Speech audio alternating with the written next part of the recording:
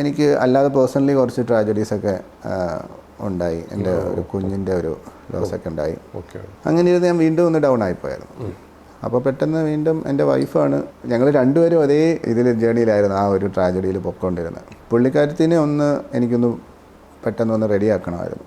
അതിന് ശേഷമാണ് എൻ്റെ അടുത്ത സുഹൃത്താണ്, എൻ്റെ നാട്ടിൽ തന്നെ ഉള്ളതാണ്, കായംകുളം ബേസ്ഡ് തന്നെ.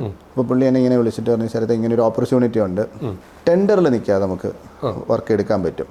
ഞാൻ ഈ പറയുന്ന നേവിയുടെ കാര്യമാണ്. അങ്ങനെ പറഞ്ഞു ഓക്കെ നമുക്ക് നോക്കാം.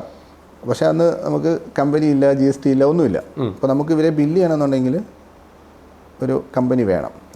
പെട്ടെന്ന് നമ്മൾ ഡിസൈഡ് ചെയ്തതാണ് ഒരു കമ്പനി നെയിം. അപ്പം ഞാൻ പറഞ്ഞില്ല, ആ ഒരു ട്രാജഡിക്ക് ശേഷം എൻ്റെ മകനുണ്ടായി. എൻ്റെ പേര് ദേവനന്ദൻ എന്നാണ്. അപ്പം ആ ഒരു ദേവനന്ദനിൽ നിന്നും ഞാൻ വൈഫോട് ഒരു 10 മിനിറ്റ് കൊണ്ട് ഒരു പേരും കണ്ടുപിടിച്ചു. അങ്ങനെ ദേവ് ഇന്നോവേഷൻസ് എന്നിങ്ങനെ ഇട്ട്. പിന്നെ അതിൽ നിന്ന് വേണ്ട, ഓക്കെ അങ്ങനെ തന്നെ പോവാം, ഇനി ഇത് ലോസ് ആയാലും ഇനി മുന്നോട്ട് വരായാലും അങ്ങനെ തന്നെ പോട്ടെ. ഇത് ഞാൻ അന്നേരം ആ നേവി പിടിക്കാൻ വേണ്ടി മാത്രം കമ്പനി രജിസ്റ്റർ ചെയ്തതാണ്.